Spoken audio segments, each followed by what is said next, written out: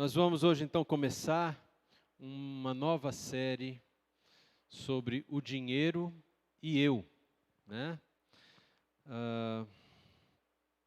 É um tema muito importante, gente, porque todo mundo aqui, de uma certa forma, precisa de dinheiro, não é isso?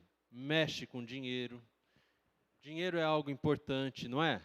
Não é errado, desde que você não tenha amor pelo dinheiro, porque o amor ao dinheiro é que é o princípio de todos os males. Mas tem muita coisa que se fala sobre o dinheiro hoje em dia que não está na palavra de Deus, que infelizmente não edifica e até mesmo, gente, sabe, nos afasta do caminho que é Cristo. Todo mundo já ouviu falar a história de um homem que ganhou na loteria. Ele casou com uma mulher novinha, deixou a mulher dele para trás, e essa mulher novinha acabou tirando a vida dele para ficar com todo o dinheiro que ele ganhou na loteria. Você lembra disso? Olha só, dinheiro, né?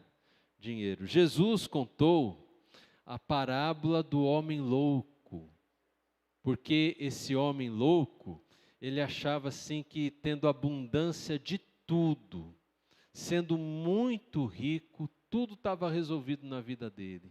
E Jesus diz que depois ele ouve a voz de Deus que diz assim para ele: louco, essa noite pedirão a tua alma. E ele morreu naquela mesma noite, com tanta coisa, tanta riqueza guardada para ele mesmo. Gente, muitos acham que o dinheiro vai resolver a vida, que o dinheiro vai resolver os nossos problemas. E isso é uma coisa falsa, é um pensamento falso. A minha esposa, ela foi fisioterapeuta muito tempo em Curitiba e ela conta uma experiência que ela viveu numa clínica que ela trabalhava. Muitas pessoas de muita posse levavam seus filhos ali com problemas psíquicos e motores juntos. Pessoas que sofreram um acidente e perderam todo o movimento, fala, até capacidade de pensar. E eram geralmente famílias muito ricas. Levaram seus filhos para Estados Unidos, para a Europa, para os melhores médicos do mundo. Ninguém conseguia resolver a situação. Gente, você pode ter o dinheiro todo do mundo e mesmo assim você não conseguir aquilo que você mais precisa na sua vida. Essa é a verdade sobre o dinheiro. O dinheiro, ele é um Deus que rivaliza com o nosso Deus.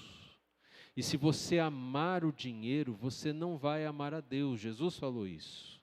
Mas se você ama a Deus, você não vai amar o dinheiro, né?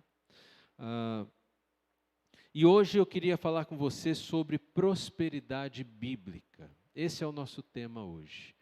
Porque tem muita gente, inclusive, que adepta a um tipo de teologia chamada teologia da prosperidade. Eu vou ser bem sincero para vocês, eu não gosto de falar mal dos outros. Eu evito isso. Eu acho que quem está no erro, o problema é da pessoa, acho mesmo. Mas eu tenho também um dever como pastor de alertar você. Porque teologia da prosperidade, ela não tem embasamento bíblico nenhum, né?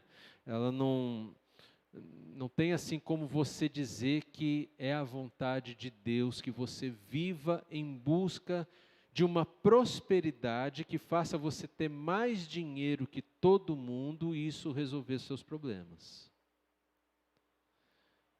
Tem muita gente que adere a essa teologia e, por exemplo, fala assim: nós somos tão prósperos que crente não fica sequer doente. Você já ouviu isso? Quantos pastores eu vi depois se isolando, se escondendo? O pessoal começa a dar falta. Mas cadê o pastor fulano de tal? Pois é.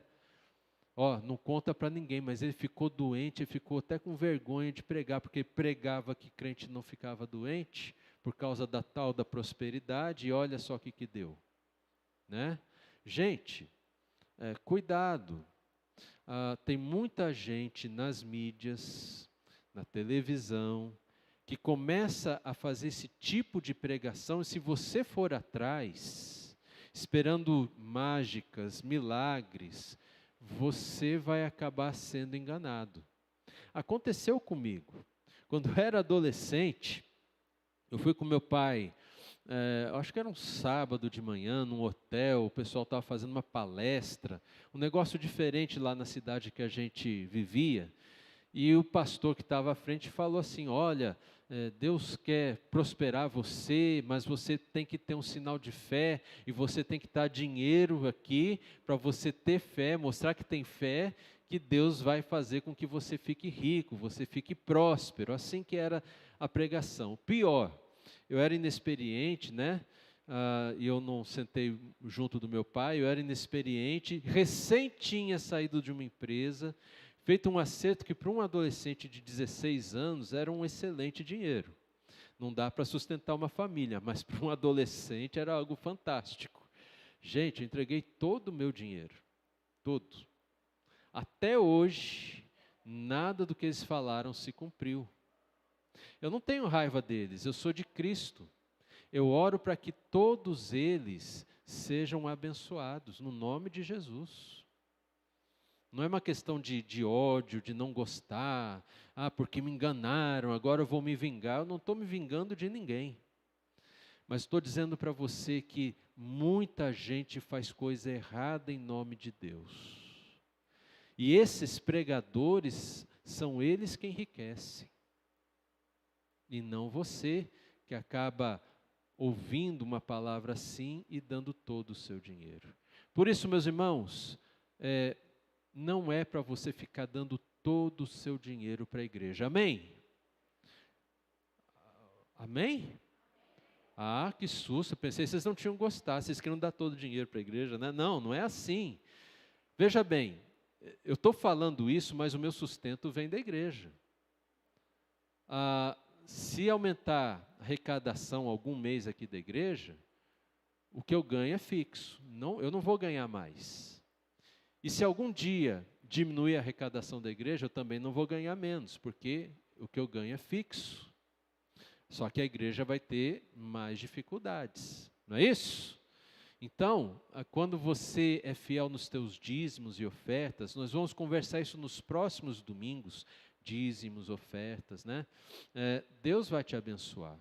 Não é Deus que precisa do seu dinheiro, somos nós que precisamos ser fiéis a Deus. Eu também sou dizimista, eu também oferto ao Senhor, né? Eu sou pastor e eu não fico recebendo ofertas assim, né?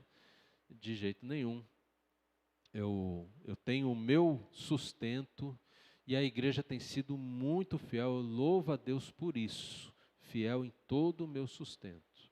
Amém, gente? Então, se você é fiel nos dízimos e ofertas, você colabora com isso, né? E se você não pode por algum motivo, isso significa que você sim vai precisar trabalhar a fé, mas não do jeito como a gente ouve muitas vezes. E eu acho importante nós conversarmos hoje então sobre essa questão da prosperidade. O que é prosperidade na palavra de Deus? Eu quero convidar você a abrir a sua Bíblia e caminhar comigo pela palavra de Deus em alguns textos. Nós vamos ler bastante o Antigo Testamento, tá, gente? Mas o final vai ser no Novo Testamento. Então, fique tranquilo. Vamos abrir lá no livro de Esther. Eu não lembro de ter visto alguma pregação no livro de Esther. É difícil a gente ouvir uma pregação assim. Existe. Mas hoje nós vamos ler Esther, que está antes ali de Jó, capítulo 8. Vamos ler apenas o verso de número 5. Eu vou contar para você o contexto de tudo que está acontecendo aqui. Amã, ele é um ministro de Estado do rei Assuero.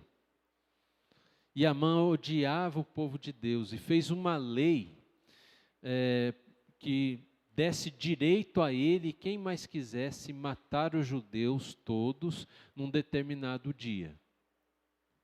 E o rei não prestou atenção no que era, deu o seu anel para ele colocar o selo do rei que estava no anel naquela lei. E assim, uma vez com o selo do rei, não podia revogar aquela lei.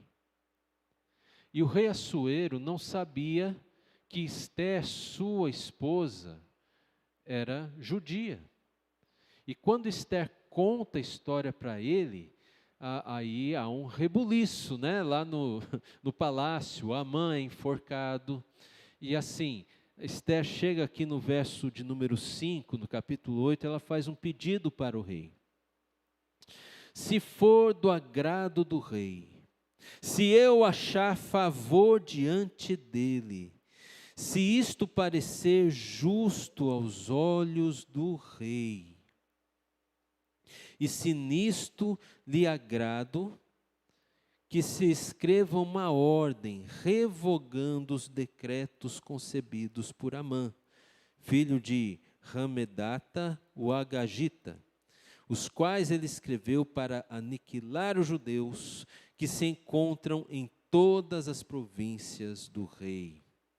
Olha só, gente, uma lei injusta foi feita, e aí a Esther chega ao seu rei e fala assim, se isso for justo, talvez na sua Bíblia, se você tem uma tradução clássica, esteja assim, se esta coisa for reta, não é assim que está? Se essa coisa for reta diante do rei. Esse termo, essa expressão, se isto for reto, é uma expressão de prosperidade. É uma expressão que pode ser traduzida por prosperidade. Não aqui no contexto, porque o contexto é outro, mas é uma palavra que se usa para expressar a ideia de prosperidade. Quando a coisa é reta. Quando em meio a muitas injustiças, você está andando num caminho reto. Isso descreve prosperidade. Prosperidade, portanto, gente, é uma reta por onde devemos andar para sermos bem-sucedidos. É uma retidão em meio a todas as injustiças. Amém, gente? Então, olha só. Muitas vezes nos sentimos injustiçados e o que acontece?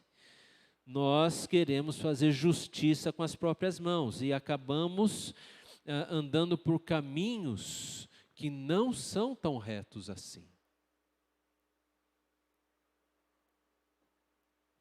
Parece que muitas pessoas acham que Deus não se importa se a gente pagar uma injustiça com outra injustiça.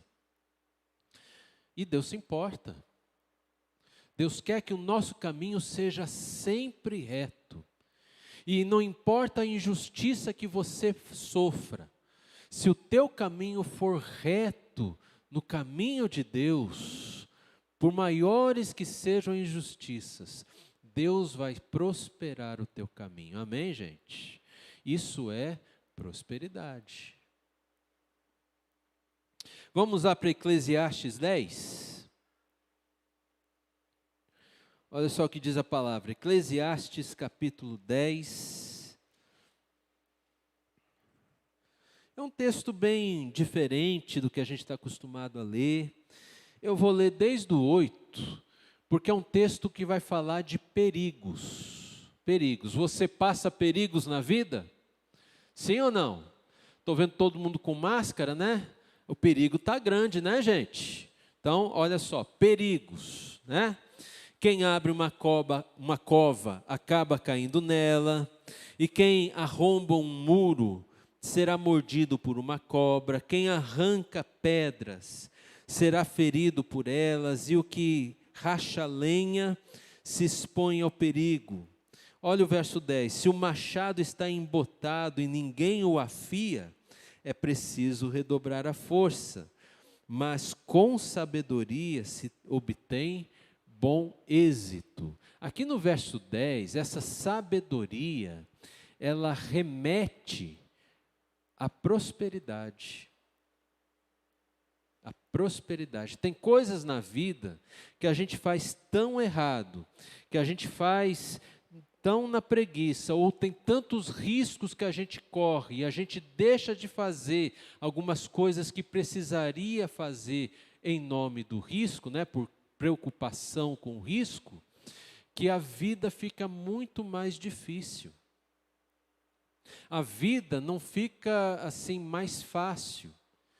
Nós queremos evitar perigos, nós queremos evitar situações difíceis, e aí, se você vai abrir uma cova, você não abre porque tem medo de cair na cova. Se você tem que arrombar um muro, destruir um muro, você tem medo de ser picado por uma cobra que pode estar escondida nesse muro. Você vai arrancar pedras, você tem medo que uma pedra caia em cima de você. Você vai rachar lenha, você se expõe ao perigo, os perigos da vida. Os perigos da vida, quando nós temos medo e somos comandados pelo medo, não permitem que nós tenhamos uma vida próspera. É como se nós tentássemos rachar lenha, né, usando um machado sem fio, sem estar afiado. Vai difícil, né, gente? Consegue rachar essa lenha? Consegue não. A vida não vai para frente, é isso que ele está falando. A vida não vai para frente de jeito nenhum. Está faltando uma sabedoria para a sua vida ir para frente. E essa sabedoria, ela tem a ver com uma prosperidade, né? A prosperidade é uma sabedoria. É uma direção em meio aos perigos. Ser próspero é passar pelos perigos e nenhum perigo acontecer com a gente. Isso é uma prosperidade. Você lembra o Salmo de número 23? Senhor, meu pastor, nada me faltará, me faz andar. Por onde que Deus faz a gente andar? Pelos vales? Por um vale terrível, né, da morte, o vale da sombra da morte, não é isso? Mas eu vou ter medo? Eu não vou ter medo nenhum. Por quê?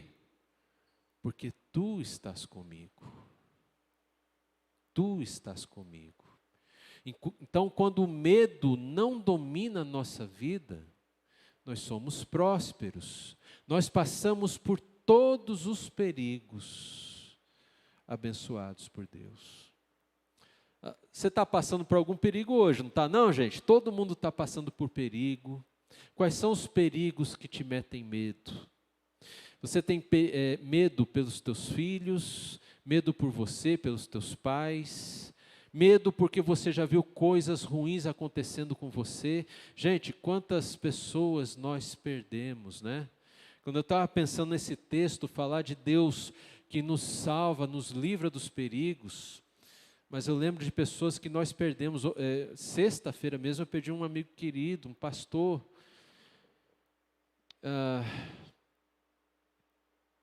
E eles?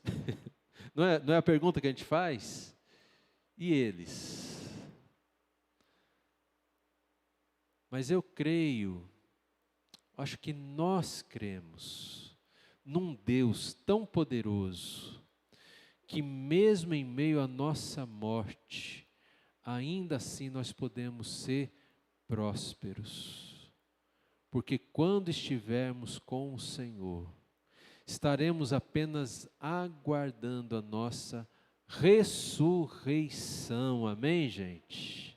E aí venceremos inclusive a morte. A morte não será mais um perigo a ser vencido, será um inimigo que nós vencemos em Cristo Jesus, amém, meus irmãos?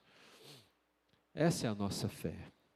Então, prosperidade é uma sabedoria em meio aos perigos. Olha, Eclesiastes 11, gente, de 1 a 6, vale a pena a gente ler aqui, ó.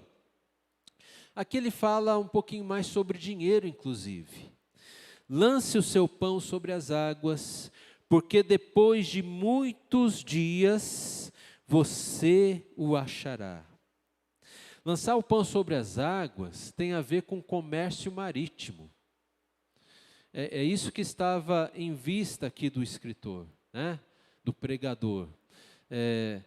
Havia um comércio marítimo. Ele está falando assim, olha, vamos lançar o nosso pão, a nossa mercadoria, o nosso ganha-pão, vamos mandar os nossos navios para fazerem negócios, que é o nosso ganha-pão. Reparta com 7, olha só gente, verso 2, reparta, né? Com 7, até mesmo com 8, porque você não sabe que mal sobrevirá à terra. Gente, repartir tem a ver com a verdadeira prosperidade.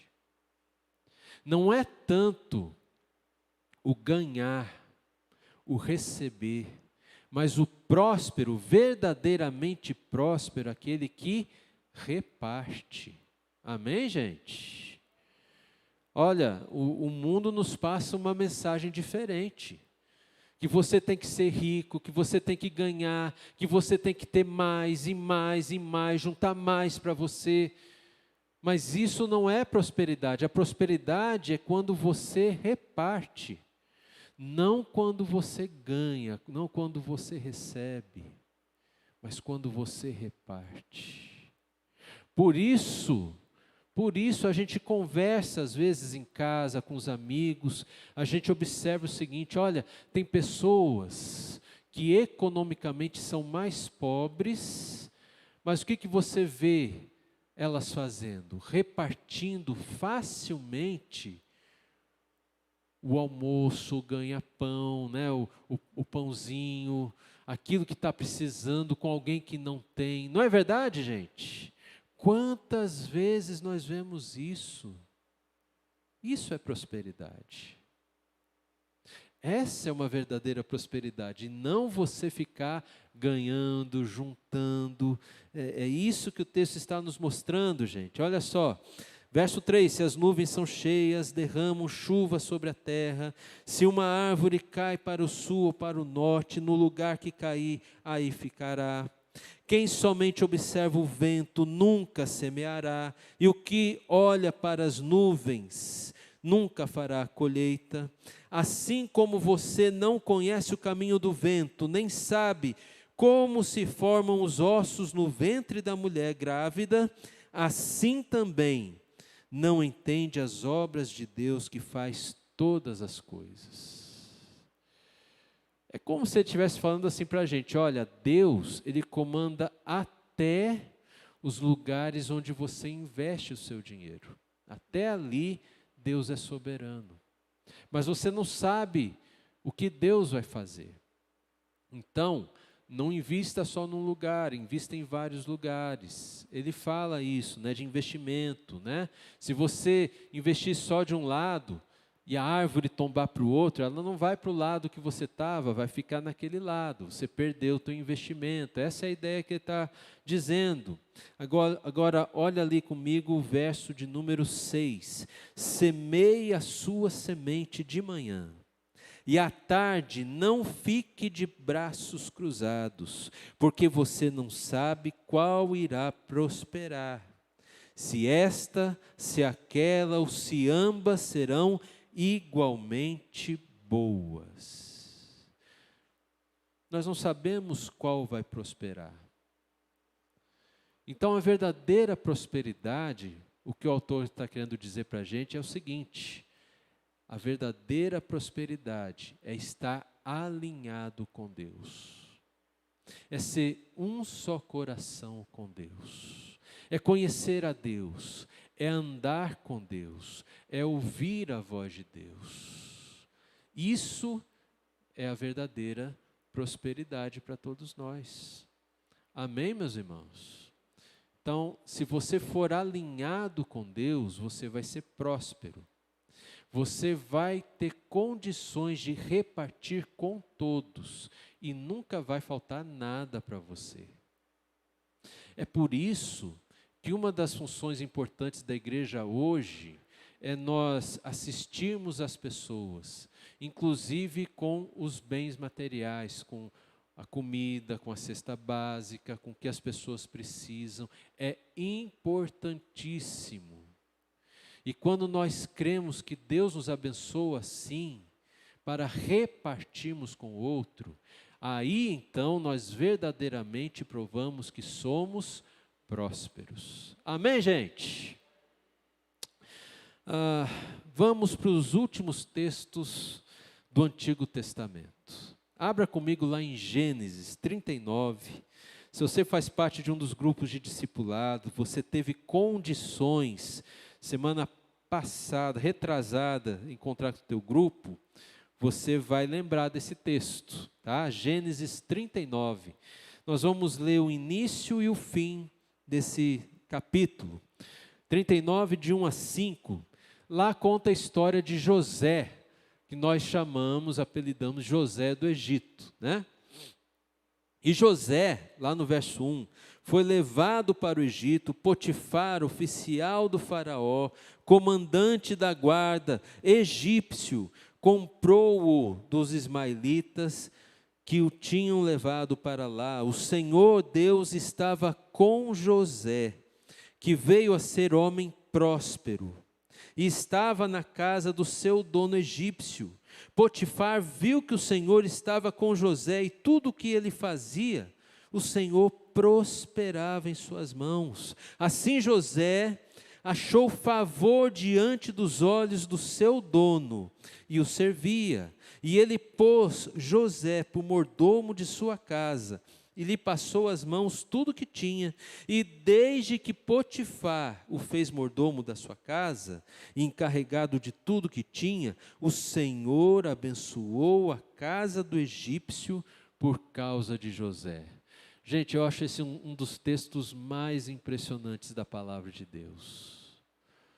A Bíblia fala que José, ele se tornou um homem próspero, mas você prestou atenção na condição de José? Ele era um escravo.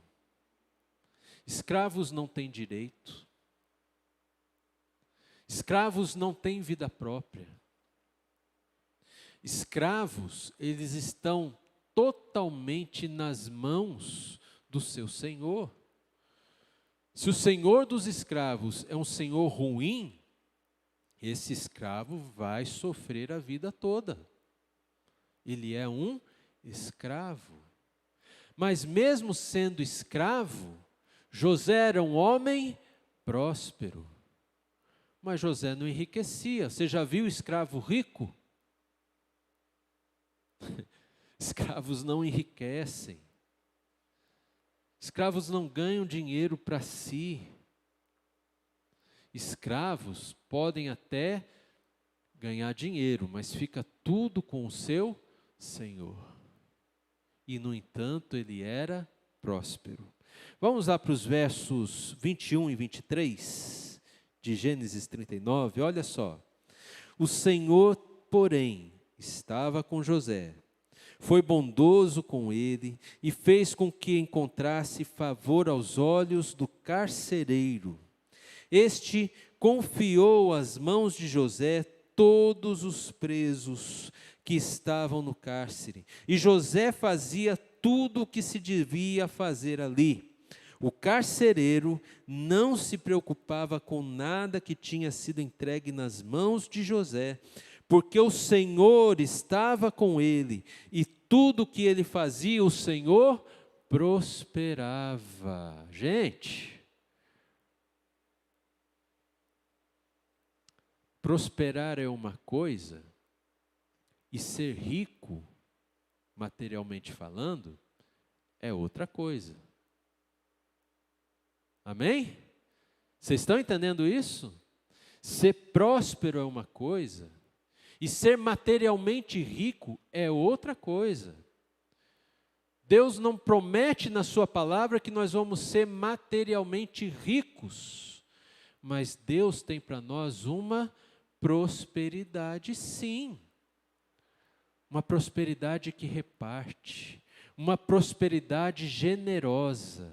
não uma prosperidade egoísta. Agora, José aqui está sendo próspero aonde, gente? Numa prisão. Ele ficou rico. Não era uma prisão como a gente vê por aí, né? Os donos de algumas facções têm privilégios. José não tinha esses privilégios, não. Ele era preso, porque a mulher do Potifar, ela mentiu contra todo mundo, ela se engraçou com José, José não quis saber dela, ela mentiu a respeito de José e por isso ele foi preso. E o senhor de José era um homem poderoso, oficial do faraó. Agora, meus irmãos, olha aqui, vamos pensar um pouquinho na nossa vida. Quantas pessoas eu vejo, cristãos inclusive, reclamam porque gostariam de ter melhores condições para ter uma vida mais justa, uma vida melhor. E a gente acha que aí Deus não me ama porque eu não tenho essa riqueza material. Meus irmãos, se José, ele prosperou como escravo, se José prosperou como prisioneiro, não há uma situação difícil na vida daquele que anda com Jesus que Deus não possa prosperar o seu caminho. E embora você enfrente injustiças na vida, situações difíceis, talvez nada seja daquela forma como você imaginava, desejava na sua vida, e você acha que nada vai dar certo por isso, e você está errado, porque Deus, mesmo assim, Ele prospera o nosso caminho. Amém, meus irmãos? Prospera. Agora, cuidado, isso não é garantia que você vai ser materialmente rico, mas é garantia que o Senhor é o nosso pastor, e nada nos faltará. E se não tivermos algo que achamos que precisamos, esse algo não fará falta para nós. Amém, meus irmãos? Agora abre comigo lá em Tiago. Já estamos no Novo Testamento. Tiago, capítulo 4. Olha só, gente. Olha só.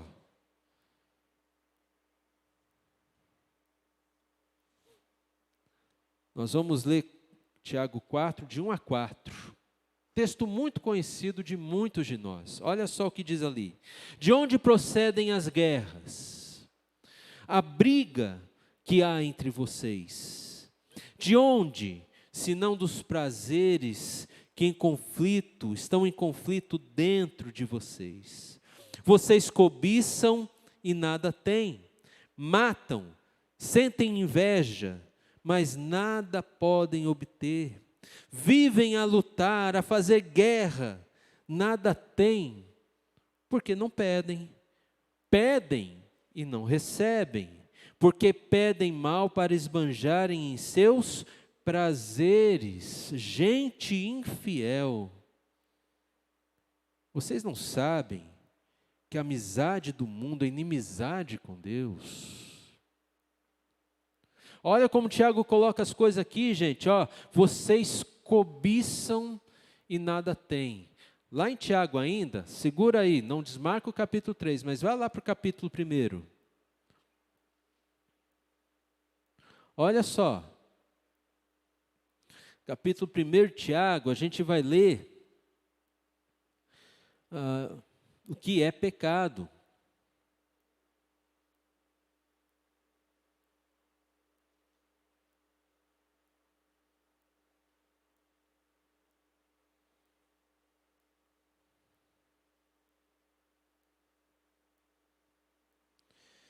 Eita.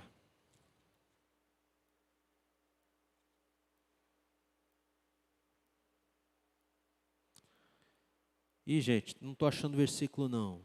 Saiu da minha Bíblia. Está na tua ainda? Qual que é? Me ajuda aí, gente. Falhou aqui. 11. 12. Não é o 12 não.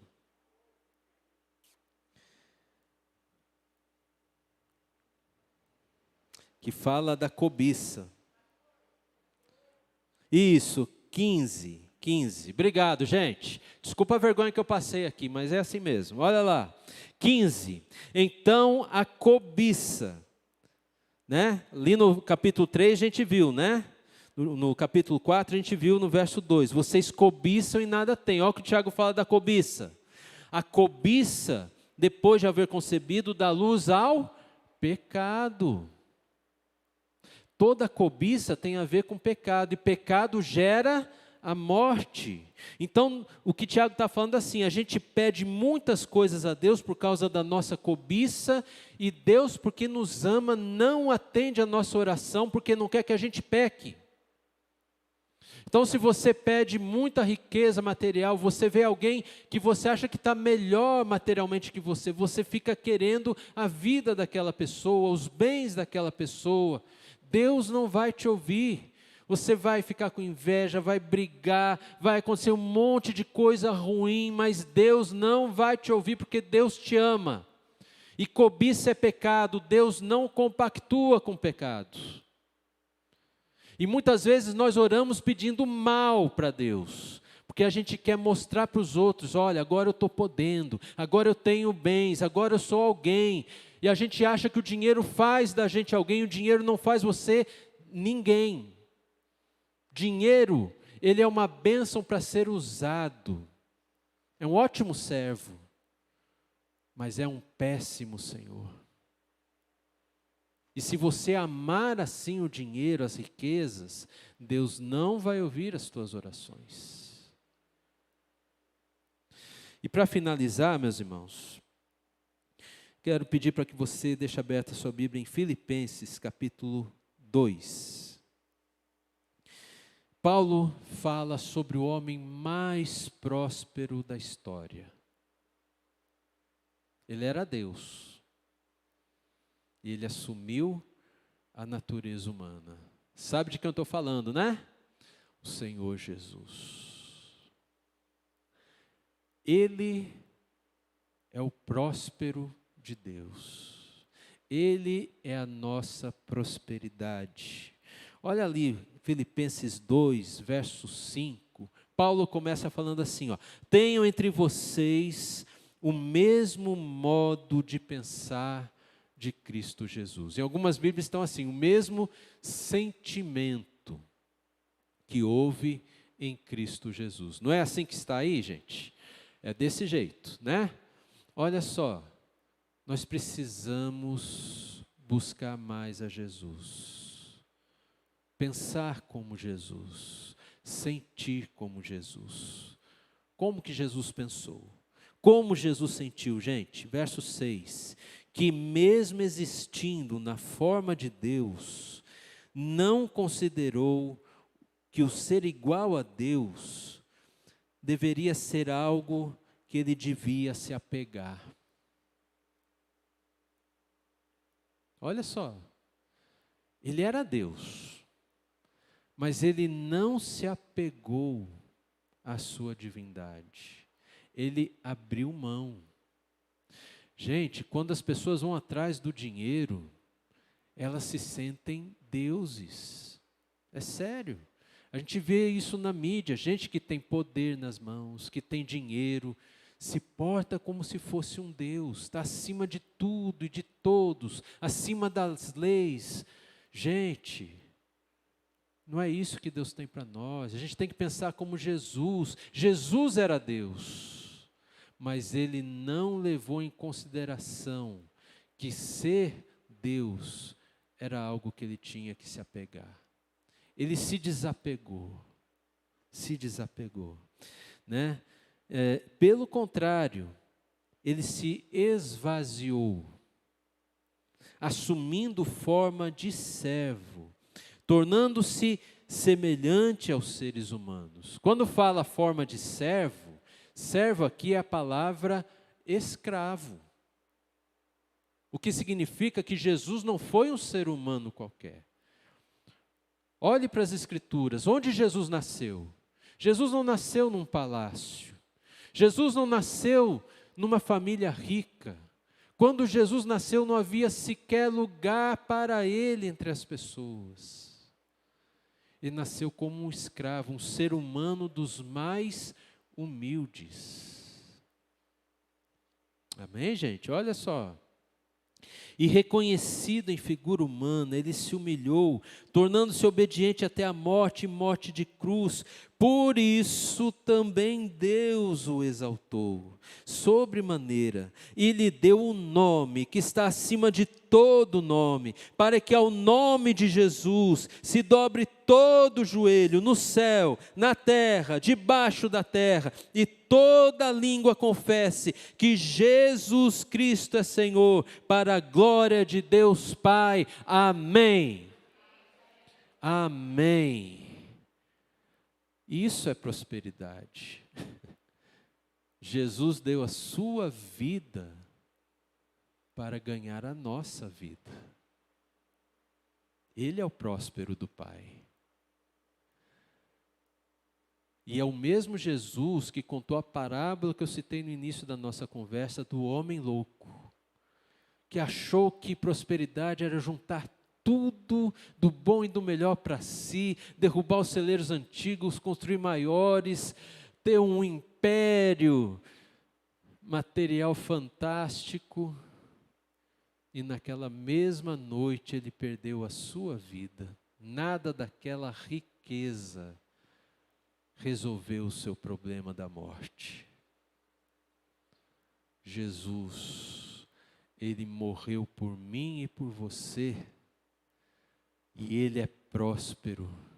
E ele nos faz prósperos. E Jesus disse lá em João 14,6: eu sou o caminho, a verdade e a vida. E se você quer essa prosperidade santa de Deus, você tem que andar em Jesus, que é esse caminho, para essa verdadeira prosperidade. Não para você se tornar mais um rico neste mundo, mas para você ser rico para com Deus. Amém, meus irmãos? Vou encerrar citando conselhos que o Timóteo recebe de Paulo, lá em 1 Timóteo 6, de 17 a 19. Vale a pena a gente ver esse conselho. Talvez seja um conselho para você que está aqui, talvez para você que está em casa. Capítulo 6 de Timóteo, do 17 ao 19, que diz o seguinte. Todos acharam?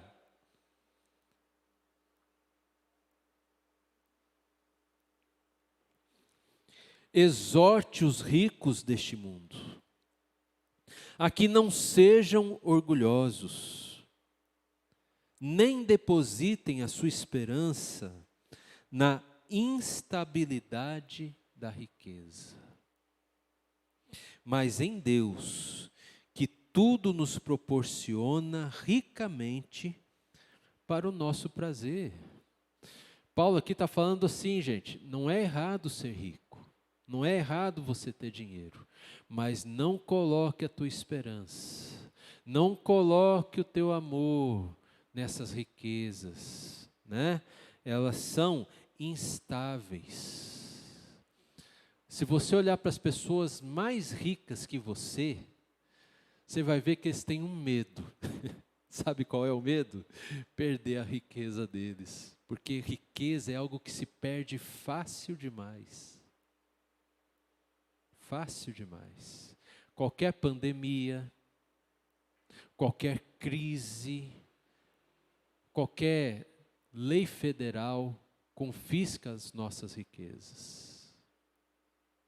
Ele continua: que eles façam o bem, sejam ricos em boas obras, generosos em dar e prontos a repartir, ajuntando para si mesmos um tesouro que é sólido fundamento para o futuro, a fim de tomarem posse da verdadeira vida, que é a vida eterna. Amém, meus irmãos?